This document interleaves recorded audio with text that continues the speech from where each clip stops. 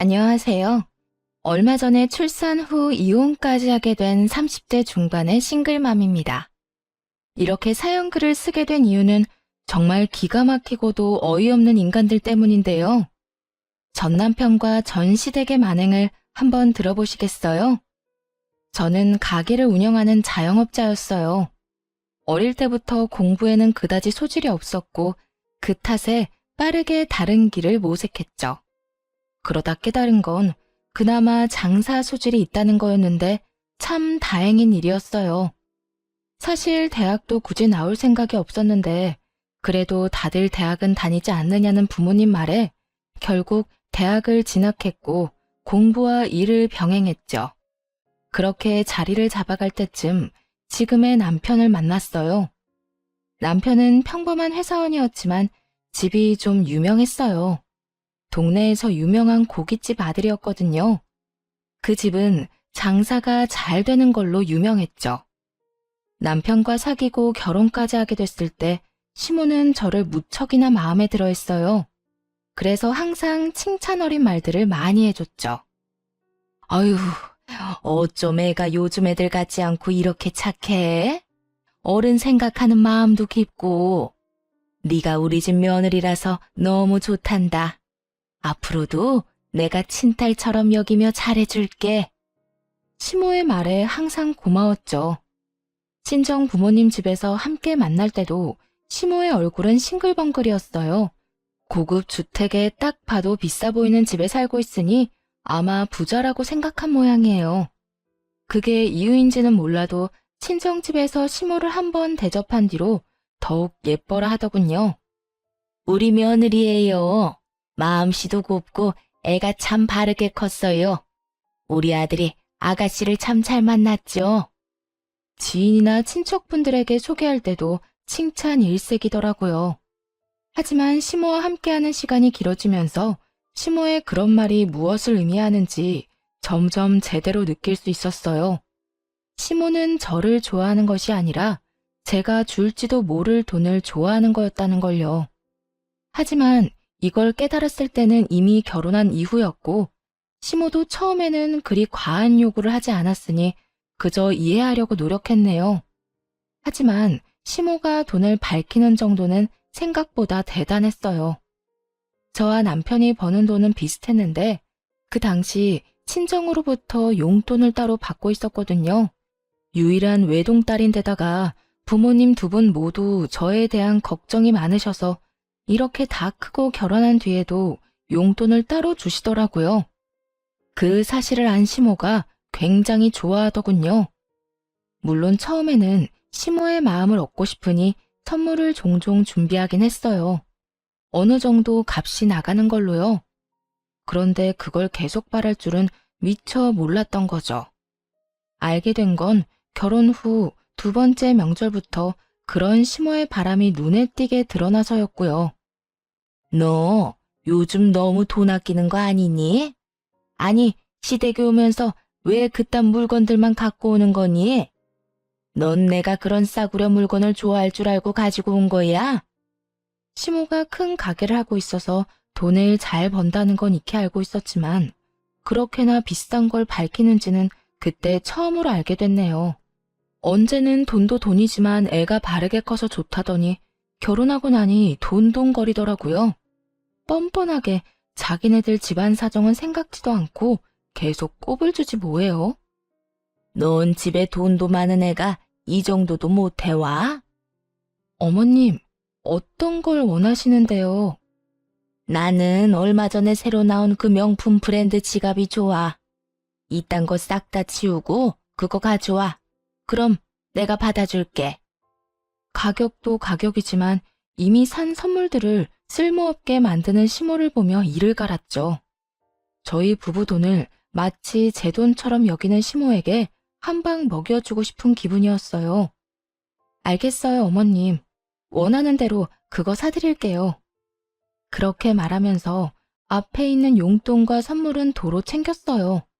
가져온 용돈과 선물을 바리바리 넣고 있자 시모가 묻더라고요. 너 지금 뭐 하니?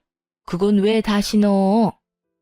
어머님, 그 지갑만 있으면 이거 다 필요 없으시다면서요. 용돈이랑 선물은 도로 가져가게요. 선물이며 용돈이며 왜 줬다가 뺐니? 한 번 주기로 했으면 이제 내 거지. 어른들한테 장난치는 거야? 장난이 아니라 어머님이 방금 그렇게 말씀하셨잖아요. 그리고 그 지갑 가격이 꽤 돼서 오늘 가져온 건 친정에 주는 게 좋을 것 같아서요. 그렇게 말하자 시모는 팍 인상을 쓰더니 고함을 지르기 시작하더군요. 야, 누가 필요 없대? 너 진짜 센스도 없고 눈치도 없구나. 네가 나를 조금도 생각하지 않으니 이런 푼돈으로 장난치는 거겠지. 푼돈치고는 금액이 과하다고 생각하지 않나요? 선물과 용돈까지 합하면 100만 원이 훌쩍 넘는데 그걸 보고 푼돈이라뇨. 그렇다고 저희 집이 엄청 잘 사는 것도 아니에요. 그저 생활에 곤란하지 않을 정도로 돈을 가지고 있는 것일 뿐이고요. 부모님이 살고 있는 커다란 주택도 부모님이 마련하신 집이 아니라 조부모님 집이었던 거였고요. 그런데 시모는 마치 제가 엄청난 부자인 것처럼 이것저것 요구를 하더라고요. 정말 그 정도 부자였으면 그런 거 해주고도 돈 아까운 줄 모르겠죠. 근데 전 평범한 자영업자이고 남들과 똑같이 돈 벌어서 제 돈으로 선물을 드리는 건데 이런 식으로 나오니 정말 화가 나더군요. 그래서 싸늘하게 식은 표정으로 남편에게 말했어요. 여보, 당신도 그 푼돈으로 우리 엄마한테 지갑 하나 사드려. 똑같은 걸로. 별거 아니지? 어머님이 푼돈이라잖아. 그 정도 푼돈도 없다고 하진 않겠지? 이 말에 남편은 당황한 듯 쳐다봤어요. 저야 태연한 표정이었죠. 그런데 시모가 남편 대신 엄청 화를 내더라고요. 예, 너 점점 갈수록 웃긴다. 네가 뭔데 우리 아들한테 그런 걸 시키니? 그리고 그런 것 다 성의야, 성의. 너희 친정에서 잘해줬으면 우리 아들도 어련히 해줬겠지. 왜 그런 걸 강요해? 강요는 어머님이 하셨죠. 성의가 중요하다고 하실 거면 어머님 아들이야말로 저희 친정집에 그 푼돈보다는 훨씬 더 많이 성의를 보여줘야죠. 매달 받아 쓰는 용돈도 생활비로 다 나가는데 그렇지 않나요? 그렇다고 어머님이 저희한테 용돈을 주시진 않잖아요.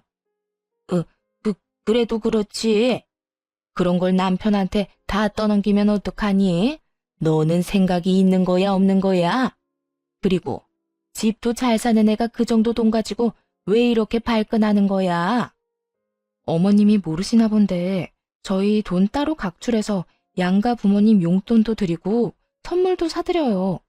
근데 어머님 덕분에 저희 명절에 매번 나가는 돈 규모가 커졌거든요. 그게 무슨 말이야? 네 돈으로 우리한테 이런 거 해주는 거 아니었어? 제가 그런 큰 돈이 어디 나서 해주겠어요?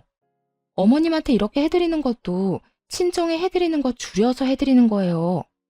어머님이 200만 원 넘는 성의를 요구하셔서 친정 부모님은 50만 원 정도밖에 안 되는 성의를 받으시거든요. 그렇게 이야기하며 시모를 째려봤죠. 좋게 보고 싶어도 도무지 안 되더라고요. 이야기를 할수록 더 열받는 건 남편 놈이 지 엄마 말릴 생각은 안 하고 그저 태평하게 구경이나 하고 있다는 것이었어요. 그러다 남편에게 친정엄마에게 명품 지갑을 사주라고 하니 그제서야 당황해서 허둥대는 꼴이란 그저 웃기더라고요. 이게 성의를 보이는 용돈이 맞나요? 매달 100만 원씩 용돈 주시는 친정에는 50만 원 주고 마는데 어머님은 아무것도 안 해주시면서 200만 원 넘게 받아가시잖아요. 그래놓고 원하는 선물을 지정하시기까지. 그렇게 이야기하자 시모가 입을 꾹 다물더군요. 하긴 분리할 땐 묵비권이 최고 아니겠어요? 근데 어떡하나요? 지 아들놈은 당장 발등에 불이 떨어졌는데 여보, 나 진짜 더 이상 낼 돈 없어. 어떻게 이번에도 당신이 좀 해주면 안 될까? 그리고 장모님 비싸고 이런 거 별로 안 좋아하시잖아. 그런데 굳이 꼭 해드려야 돼? 이런 상황에서도 제게 떠넘기려는 듯 남편놈이 울상을 지으며 불쌍한 척을 하더군요. 그래서 냉정하게 말해줬죠. 안 좋아한다고 싫어하는 건 아니지. 비싸고 좋은 거 누가 싫어해? 우리 엄마도 비싼 거 좋아해.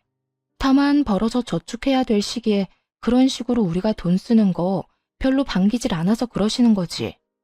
다 우리 생각해서 용돈도 주시는 거고. 그러면 항상 했던 것처럼 하면 되잖아. 아니면 이 선물들 장모님한테 갖다 드리면. 근데 당신도 정말 염치 없다.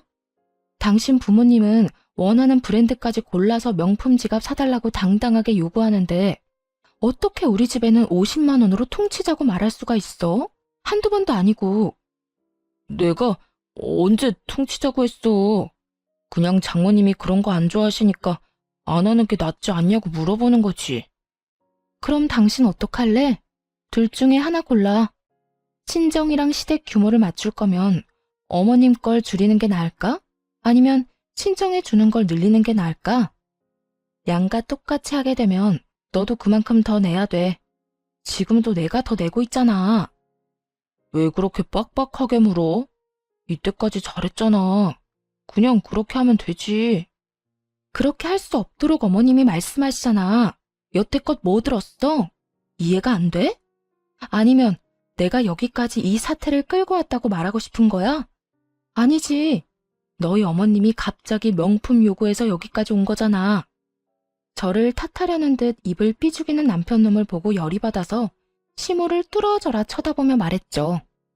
아들은 그 푼돈이 없어서 아끼려고 이렇게 아등바등인데 어머님은 며느리 돈이라는 생각에 참 쉽게 쓰셨나 보네요. 앞으로도 그렇게 요구하세요. 더 큰 걸 요구할수록 저도 남편에게 더 많이 돈 내라고 요구할 테니까요. 그 이야기에 시모가 입술을 꽉 물더군요. 분리할 때마다 나오는 버릇인가 보죠. 그걸 보니 체증이 좀 내려가는 기분이었어요. 솔직히 이쯤 되면 그만하라고 말할 줄 알았거든요. 아니면 패배 선언이라도 할 줄 알았는데 시모는 전혀 가타부타 말이 없더라고요. 머릿속에서 이리저리 저울질하는 모양이었죠. 그래서 시모가 선택하기 쉽도록 남편에게 칼자루를 쥐어주기로 했어요. 어머님이 당신 힘든 건 생각도 안 하시나 봐. 그럼 앞으로는 당신도 돈 더 내야겠네. 일단 200만 원부터 내봐. 명품 지갑 사러 가야지. 그 말까지 듣고서야 남편 놈도 움직이더군요. 엄마, 우리 결혼한 지 얼마 안 됐고 지금 돈 모아야 할 때거든? 이런 비싼 거 요구하는 거 좀 자제해줬으면 좋겠어. 나도 돈 별로 없고. 솔직히 장모님은 이런 거 안 바라셔. 그분은 그런 거 없어도 교양 있어 보인다고. 엄마는 아무리 비싼 걸로 꾸며봐야 어차피 고깃집 아줌마잖아. 야, 너 말 다 했어? 그 고깃집으로 너 대기업 보냈어. 이게 어디서 지금 엄마 무시하는 말을 해? 그러니까 좀 작작 좀 하시라고요. 아니, 적당히 좀 해야지. 이게 뭐야? 아들 대기업 보냈다고 가죽까지 벗겨먹어서 명품으로 휘두르고 다닐 작정이에요? 적나라하고도 필터 없이 솔직한 남편놈의 말에 시모의 얼굴은 벌겋게 달아올랐고 그제야 됐다며 다 치우라고 하더군요. 됐어. 다 치워. 너희들이 주는 거 내가 앞으로 받나 봐라. 여보, 됐어. 이제 명절에 우리 집엔 안 해도 되니까 돈 적게 내도 되지? 분위기라고는 요만큼도 읽을 줄 모르는 남편놈이 해실해실 웃으며 이야기하는데 저도 모르게 박수치며 웃을 뻔했지 뭐예요? 역시 상대방을 조용히 만들려면 약점을 건드려야 직격타인 것 같더라고요. 눈치는 더럽게 없고 별 생각도 없는 남편놈 덕에 그 뒤로 시모의 돈 요구는 확실히 줄었어요. 그렇지만 순환이 이대로 끝난 건 아니었어요. 오히려 한층 더 어둡고 짜증나는 식으로 진행됐죠. 시모와 그 사건이 있은 후에 임신했다는 사실을 알게 됐거든요. 빨리 시부모에게 이야기하고 싶었지만 얼마 전 그리 좋은 분위기가 아니었다 보니 바로 오픈하지 못했죠. 친정에는 이 좋은 소식을 먼저 전해드렸고요. 엄마, 나 이제 곧 엄마 돼. 우리 애기 이제 8주야. 뭐? 정말? 잘 됐다. 이렇게 빨리 애가 생기다니. 엄마가 너무 느긋하게 생각하고 있었나 보네. 조리는 친정에서 할 거지? 엄마 힘들게 어떻게 그래. 자주 애기 데리고 갈 테니까 조리는 조리원에서 할게요. 너무 서운해하지 말고. 다 엄마 생각해서 하는 말이야. 내 맘 알죠? 친정엄마는 몸이 많이 약한 분이세요. 만성적인 무릎 통증이며 혈액순환 장애로 고생하시는데 그런 어머니에게 산후조리라는 힘든 일을 시킬 수는 없었죠. 하지만 만약 그때로 돌아가서 고를 수만 있다면 고민 없이 어머니를 택할 거예요. 이런 일들이 벌어질 줄 알았다면요. 이때 친정엄마는 서운해하면서도 축하한다고 인사해줬어요. 그런데 그날 이후로 친정이 부산스러워지더라고요. 이사 준비를 한다고요. 깜짝 놀랐죠. 그 주택에서 부모님이 계속 살 줄 알았거든요. 어디 마음에 안 드는 게 있거나 관리하기 힘들었나 보다 하는 생각을 했죠. 친정엄마가 그 집 관리하기 힘들다고 말한 적이 몇 번 있었으니까요. 차라리 같은 평수라면 아파트로 가고 싶다고요. 저야 주택이 더 좋았지만요. 친정 부모님이 이사 준비에 바쁜 이때부터였을 거예요. 시모가 저를 보는 눈빛이 달라졌다는 게 피부로 느껴지더라고요. 지난 명절에 명품 지갑 사건 이후로 시모가 저를 곱게 보지 않는다는 건 알고 있었지만 더 나아가서 아예 눈빛이 감시하는 것처럼 바뀌었더군요. 시모가 저런 식이니 애를 임신했다고 직접 전하기가 좀 꺼려질 정도였으니까요. 그 소식을 남편에게 말해달라고 부탁했을 정도면 말 다 한 거 아닌가요? 남편은 정말 아무 생각 없이 시댁에 가서 임신 소식을 전하고 왔더라고요.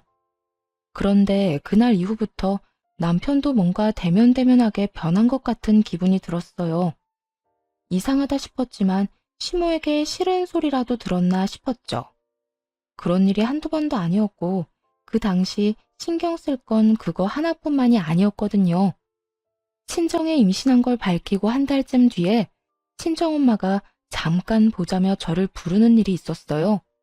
호텔 레스토랑이었는데 약속 시간 맞춰 나갔죠. 그런데 그 자리에는 부모님 말고도 웬 남자 하나가 있더라고요. 딸, 인사해. 우리 집 리모델링 맡아주실 업체 사장님이셔. 사장님은 생각보다 젊은 분이었어요. 인사를 하고 앉으면 물었죠. 엄마는 엄마네 집 공사하면서 왜 딸을 불렀어? 아, 맛있는 거 사주려고?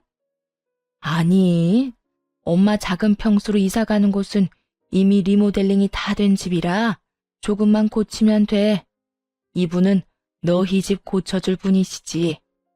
엄마 살던 큰 주택 네가 들어가서 살아 앞으로. 엄마랑 아빠가 주는 출산 선물. 어때? 서프라이즈 다 왔어? 이 아빠가 아무리 생각해도 말이지. 우리 딸이 지낼 집인데 거기서 살 사람 의견도 중요할 것 같아서 부른 거야. 식사하고 나서 두 사람이서 잘 이야기해서 집 예쁘게 고쳐서 써. 알았지? 정말 깜짝 놀랐어요. 그 집을 줄 거라고는 생각도 못했거든요. 어릴 때 할머니, 할아버지와 함께 3대가 그 집에서 같이 살았던 적도 있어서 꽤 정이 많이 붙은 집이었는데 그걸 선물로 준다니 감동이었죠.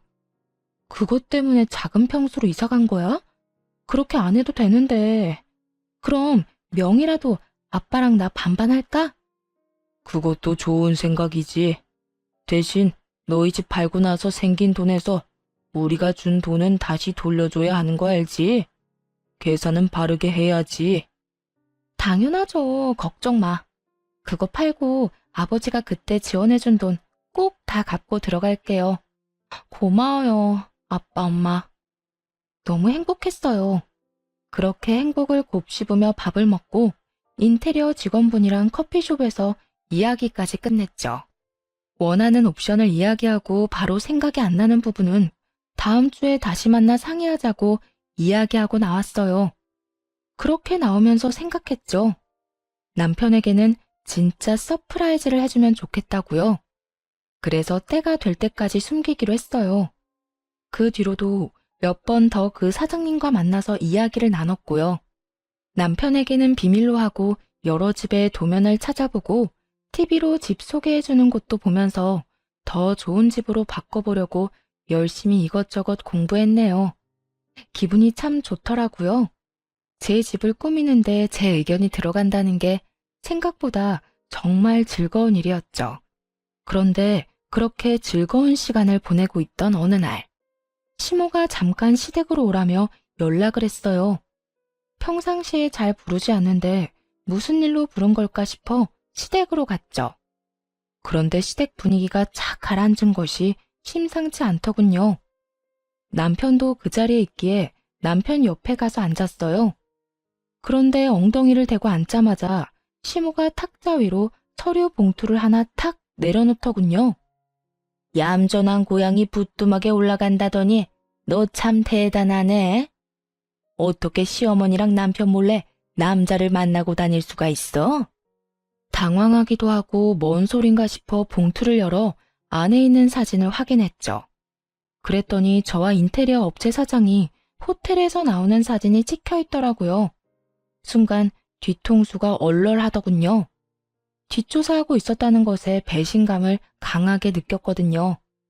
뒷장 그 뒷장을 넘길수록 어이가 없었어요.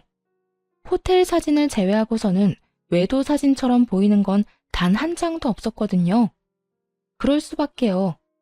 항상 서류를 들고 만나서 의견 조율하기 바빴는데 어떻게 그런 사진이 찍힐 수 있겠어요? 긴 말 안 한다.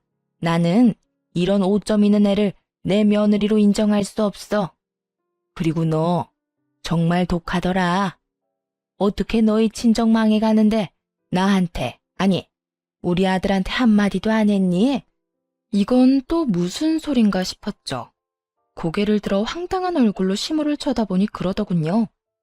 너희 집 망해서 그 집 팔고 작은 평수로 갔다며. 내가 이런 말까지는 안 하려고 했는데 너무 하는 거 아니니? 네가 우리를 믿지 못하고 숨겼으니 우리도 너 믿을 필요 없겠지.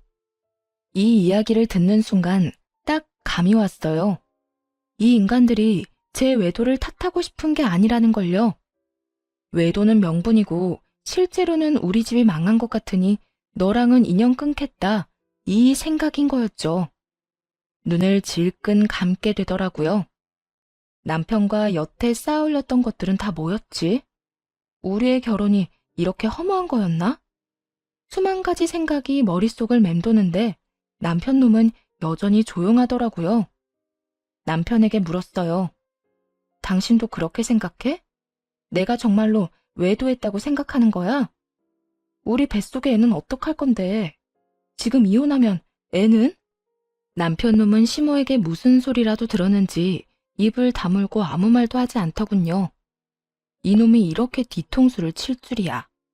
상상도 못한 반응에 남편 놈을 탓하자 시모가 강한 힘으로 떼어놓더라고요. 이게 어디서 남의 귀한 아들 멱살을 잡아? 야, 뱃속의 애가 누구 아인지는 모르지.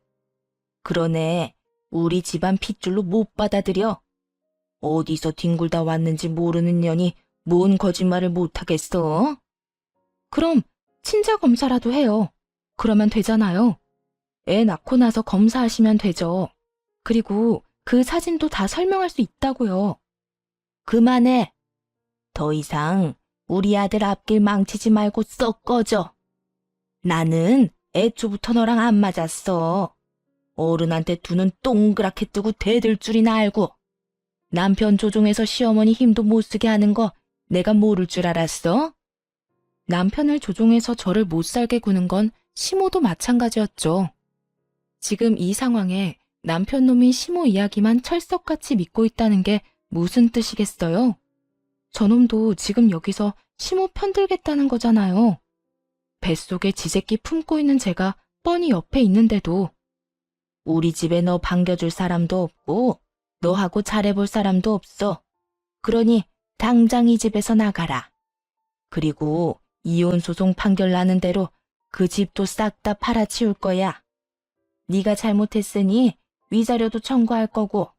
그렇게 알고 있어. 그렇게 시모의 축객령이 떨어지고 쫓겨났어요.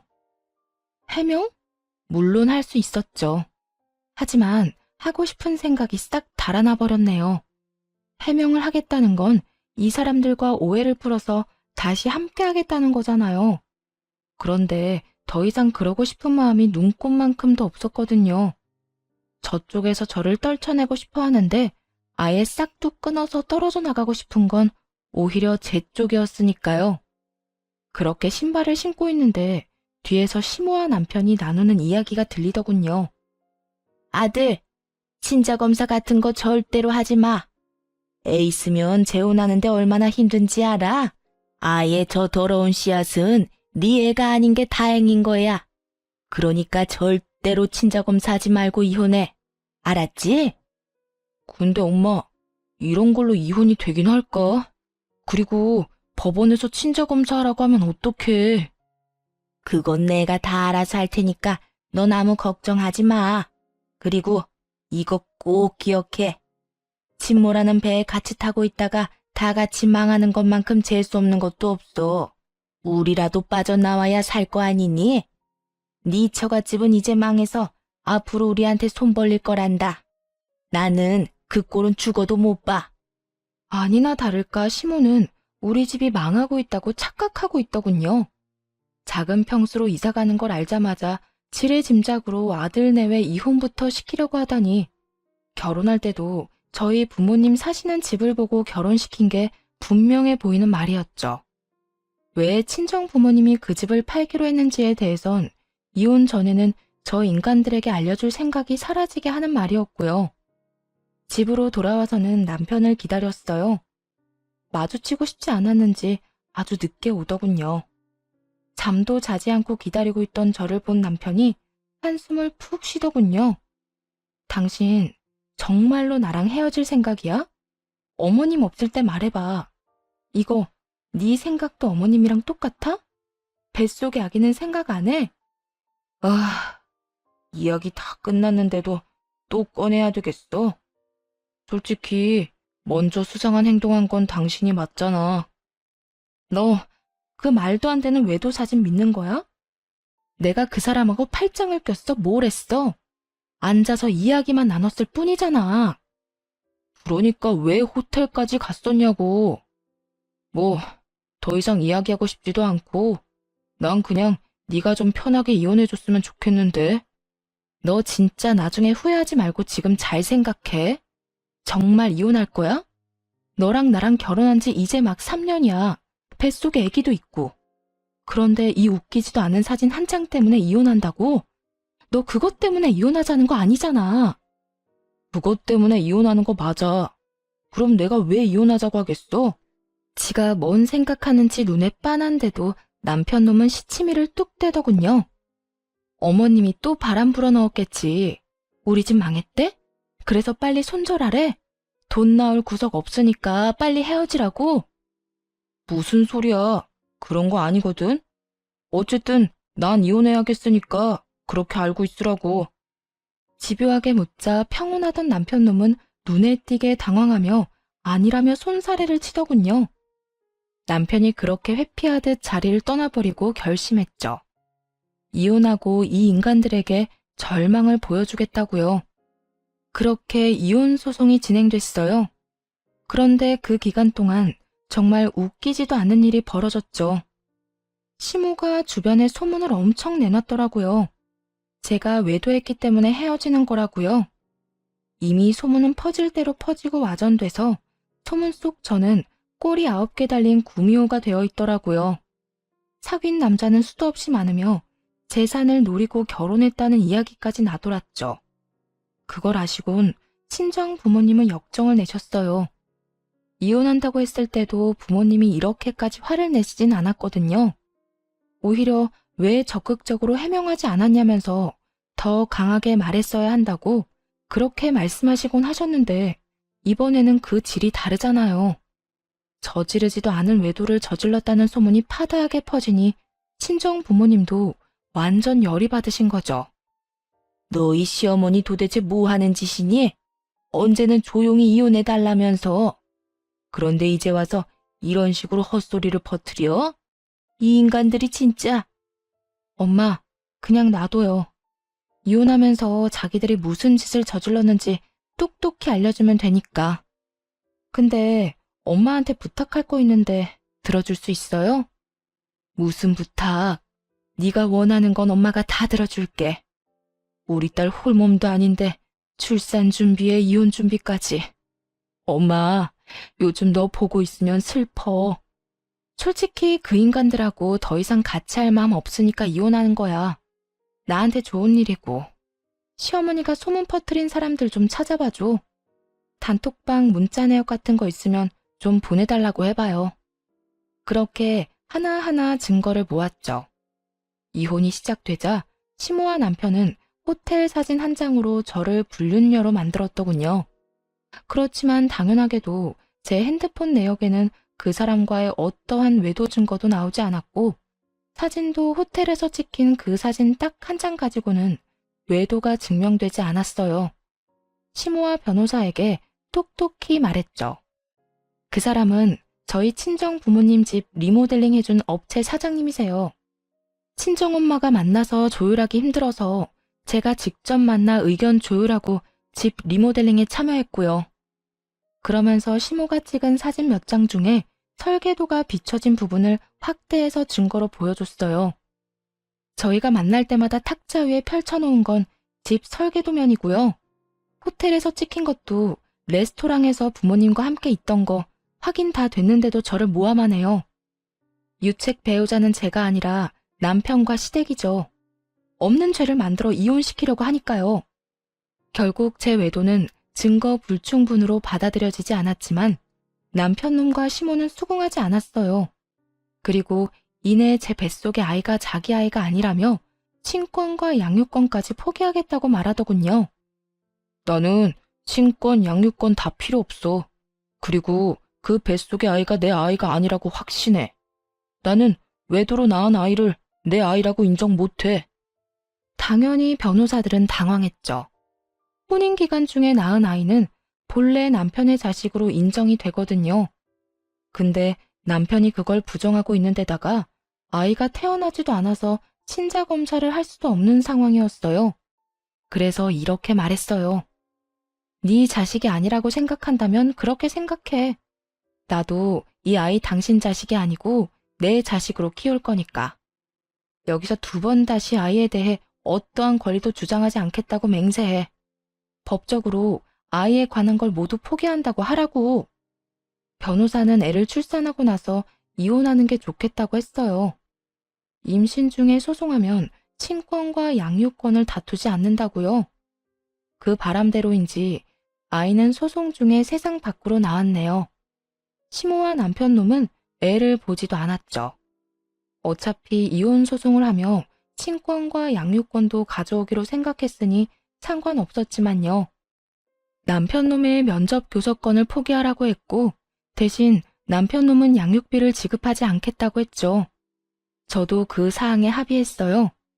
어차피 저 인간 자식으로 키울 생각도 없었고 재혼이라도 하면 친양자로 입양하는 방법을 써서라도 남편과 아이 관계를 완전히 끊어내게 만들 생각이었거든요. 그리고 남편은 그 모든 권리를 포기하기로 합의했고요. 한 줌의 후회도 없어 보이더라고요.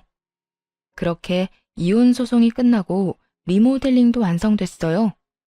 친권과 양육권에 대해서도 판결이 나왔죠. 남편은 친권, 양육권을 포기했고 제가 다 받아가는 것으로요. 애를 포기하면서 면접 교섭권까지 포기하더군요. 애 보러 오라는 말도 하지 말라는 뜻처럼 느껴져 기분이 굉장히 더러웠어요. 그리고 판결 난 날 바로 짐을 쌌어요. 리모델링이 된 집으로 들어가기로 했거든요.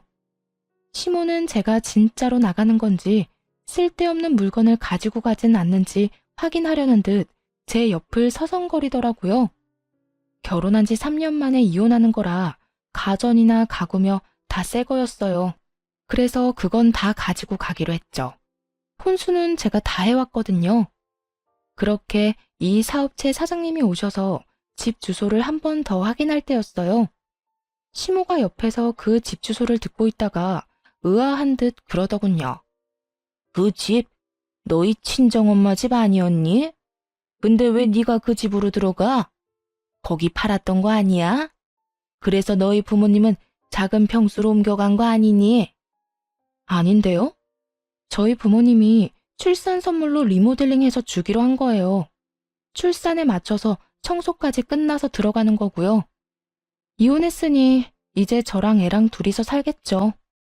뭐? 너희 집 망한 게 아니었어? 넌 그런 걸 왜 말 안 했어? 그럼 그 집 명의가 설마 네 거야? 네. 아버지랑 공동 명의로 할까 고민 중이에요. 아쉽네요. 거기서 새 식구 알콩달콩하게 살 줄 알았더니 둘이서 살게 됐네요. 같이 살 사람이라도 빨리 구해봐야겠어요. 그렇게 말하고 있는데 시모가 부들부들 떨더군요. 남편 놈도 떨떠름한 표정으로 저를 쳐다보고 있었어요. 그 집을 너 혼자 쓴다고? 그럼 내가 왜 그 집까지 해가면서 그럴 리가 없어. 내가 왜 너랑 우리 아들 이혼을 시켰는데? 제 외도 때문 아니었어요? 하긴 그것도 사실이 아니었으니까요. 그냥 이혼시킬 명분이 필요했던 거잖아요. 아, 그 건은 명예훼손으로 소송 들어갈 거니까 그렇게 알고 있으세요. 명예훼손이라니? 우리가 언제 그런 짓을 했다고? 주변 사람들한테 소문 다 내셨다면서요. 제가 외도했다고. 어머님이 단체 톡방에 다 퍼뜨리셨더라고요. 증거, 증인 모두 충분하니 무혐의는 아닐 거예요. 며느리 모함해서 이혼시킨 집인데 그 모함 2번이라고 못할까요? 선자리는 들어오려나 모르겠네요. 재혼 빨리 시키고 싶어 하더니. 이 말에 시모가 바락바락 우기더군요. 그게 왜 명예훼손이야? 나는 사실을 말한 것뿐인데. 이게 다 네가 말을 제대로 안 해서 벌어진 일이잖아. 서프라이즈 생각했거든요. 그리고 말 안 해서 결과적으로는 무척 다행스러웠죠. 당신네들 음험한 속내 알게 돼서 그대로 놔뒀으면 돈 뜯어내려고 안달이 났겠죠. 결국 명예훼손도 진행됐고 시모는 벌금형을 받았어요. 주변 사람들이 다 알게 됐으니 시모는 순식간에 피해자에서 가해자가 됐고요. 시모는 이 동네에서도 꽤 큰 가게를 운영했기에 아는 사람도 많고 단골도 많았는데 이 이야기는 순식간에 소문으로 번졌죠. 그렇게 제가 떠나고 시모와 남편이 몇 번이나 집으로 찾아왔어요. 조리원에서 나온 뒤에도 친정 부모님은 새로 이사간 집이 아니라 제가 들어간 그 집에 머물고 계셨거든요. 남편과 시모는 얼굴에 철판이라도 깔았는지 계속 찾아와 하소연했어요. 내가 오해가 있었어. 내가 다 잘못했으니 우리 손주라도 좀 보게 해주면 안 되겠니? 우리 손주라뇨. 제 아이는 제가 혼자 낳은 제 아이예요. 아주머니 손주가 아닌데요. 그렇게 말하자 현관문 앞에서 집에 들어오지도 못하고 쳐다보기만 하던 남편놈이 다급히 말하더군요. 여보, 어떻게 철연을 끊어? 우리 애가 어떻게 내 애가 아니라는 거야? 불과 몇 개월 전에 내 뱃속의 애가 네 새끼가 아니라며? 왜 갑자기 내 애가 네 애가 돼? 단체로 정신이라도 나갔어? 면접 교섭권도 포기한 인간이 갑자기 부성애라도 생겼을 리는 없고. 왜? 당신도 이 집이 탐나? 그런 거 아니야, 얘. 우리는 그저 손주만 보고 싶을 뿐이고. 그때 친정어머니가 애를 안방에 재워놓고 나오시면서 말했어요. 누가 손주야? 우리 손주가 왜 그쪽 손주인데? 우리 집 망한 줄 알고 인연 끊으려고 애도 자기 핏줄 아니라더니 왜? 우리가 안 망했으니까 애 이용해서 다시 인연이라도 이어볼 생각이야? 아이고, 사부인, 우리가 그런 생각으로 온 거 절대 아니에요. 사부인은 무슨 사부인? 그렇게 부르지 마. 그럼 이 집이 탐나서 왔겠네. 속이 하도 투명해서 잘 보여. 우리는 이제 그쪽 집에 줄 거 하나도 없으니까 찾아오지 마세요.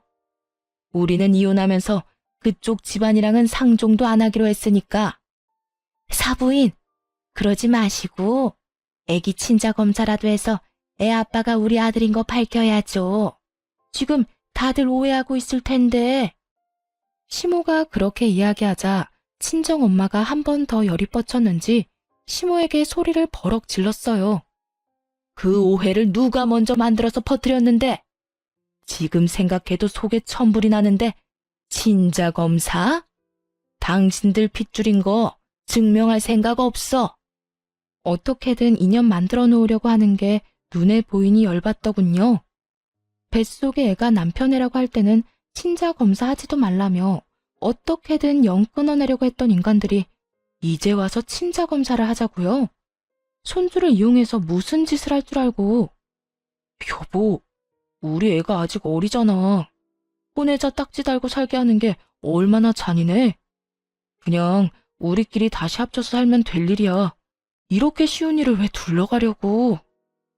네가 네 입으로 변호사 앞에서 네 자식이 아니라고 말하지 않았어? 이 한 입으로 두 말하는 놈아. 넌 사람 새끼가 아니라 멍멍이 새끼야. 친자검사? 절대 안 해줘. 앞으로 다른 사람 만나서 재혼하면 그 사람을 아빠로 만들어줄 거야. 이 말에 시모와 남편 놈이 아주 사색이 되더군요. 너무 강경해 보였는지 일단은 피할 생각인 듯 다음에 오겠다며 쫓기듯 밖으로 나갔죠. 친정엄마는 그 사람들 나가자 소금을 들고 와서 밖으로 휙휙 뿌리고는 큰 소리로 소리를 꽥 질렀어요. 다 들으라는 식으로 말이죠. 재수가 없으려니까 별 미친 것들이 집에 들어오고 난리야. 그러고는 집에 들어오며 그러더군요. 그 인간들 내가 가만둘 것 같아? 가만히 이대로 끝내고 조용히 지나갔으면 몰라도 집에 와서 이런 짓까지 저지른 건 용서 못해. 누가 이기나 보자. 친정 부모님은 이걸로 끝낼 생각이 없으신 모양이더군요. 저도 마찬가지였지만요. 제가 이혼하자마자 부모님은 새로 산 아파트부터 처분했어요. 부탁드렸거든요. 제 아들과 저와 함께 이 집에서 살아달라고요. 그 큰 주택에 아들과 저는 2층만 써도 상관없었고 혹시라도 재혼이라도 하게 되면 전 남편에게 받은 아파트 반값 금액이랑 위자료로 다시 집을 구해서 나가서 살면 되는 일이었기도 하고요. 그 전까지는 어떻게든 부모님과 함께 하고 싶었어요. 그걸 알고 부모님도 그 작은 평수의 아파트는 처분한 거죠. 그렇게 1년 반쯤 지나니 애를 키우는 재미가 있었어요. 그러다 아이를 어린이집에 맡기고 이래저래 생활하던 중 같은 어린이집에서 아이와 함께 출퇴근하는 한 남자와 알게 됐어요. 제 아이보다 딱 1살 많은 여자아이를 키우는 아버지였는데 출퇴근 시간이 비슷하다 보니 자주 마주치게 됐죠. 그리고 아이들 부모 참여 수업에서 그 사람도 저도 이혼하고 홀로 아이를 키우고 있다는 걸 알게 됐고요. 알면 알수록 참 좋은 사람이라고 생각했고 아이들도 친했기 때문에 그렇게 저희도 가까워졌죠. 아이를 홀로 키우는 싱글맘 싱글대디라 그런지 이야기가 다른 사람들보다는 좀 더 잘 통했고 일단 편안했어요. 제가 싱글맘이라고 하면 잘 이야기하다가도 멈칫하며 눈치를 보는 사람들이 많았거든요. 그러면 이야기에 제한이 생기게 되고 저도 그런 그룹은 빠지게 되고요. 그런데 이 사람과는 환경이 비슷하니 친해지게 되더군요. 그렇게 깊게 고민하고 생각한 끝에 그 사람과 재혼하게 됐네요. 서로의 사정에 대해 잘 알고 있으니 저도 그 사람도 거릴 것 없었죠. 그렇게 이혼한 지 3년 만에 새로운 사람과 새로운 만남을 하게 됐어요. 친정 부모님은 이 사람을 무척이나 마음에 들어 하셨어요. 싹싹하고 예의 바르고 처갓집에 잘한다고요. 재혼한 남편의 부모님은 일찍 돌아가셔서 시댁이라고 할 만한 것도 없었죠. 결혼 안 한 여동생만 있었거든요. 사실 시부모가 없다는 사실만으로 이렇게나 안심하는 저를 보며 아직도 그 인간들에게서 벗어나지 못했구나 하는 생각도 들었네요. 그리고 친정 부모님은 새로 가게를 하나 차리셨어요. 전 시모가 운영하던 가게 옆에다가요. 그것도 똑같은 고깃집으로 말이죠. 어머니가 생각보다 시모에게 갚고 싶은 게 많았던 모양이었어요. 저는 이제 제 인생을 찾아가고 있었는데 엄마에게는 여전히 현재 진행형이었던 거죠. 어느 날 전시모와 마주쳤는데 그날은 재혼한 남편과 두 아이를 데리고 친정엄마 가게에 고기를 먹으러 간 날이었어요. 그런데 옆집인 전시댁 가게는 아주 한산하더군요. 알고 보니 엄마가 가게 열고부터 그쪽 집으로는 사람 발길이 뚝 끊겼대요. 전시모가 저를 발견하더니 와서 하소연하더군요. 얘, 너희 엄마 좀 말려봐. 이러다 우리 가게 완전 폐업하게 생겼어. 오픈한 건 그렇다 쳐. 그런데 그렇게 공격적으로 할인 행사를 하면, 아니, 도대체 우리는 어떡하라는 거야? 저한테 말씀하셔도 제가 해드릴 수 있는 게 없어요. 가게는 어머니 소관이고 어떤 방침을 쓰던 저랑은 상관없으니까요. 저는 남편이랑 애들하고 그냥 같이 밥 먹으러 온 것뿐이에요. 남편? 너 벌써 재혼을 했단 말이야? 우리 아들은 지금 아무도 못 만나고 이혼남으로 혼자 지내고 있는데?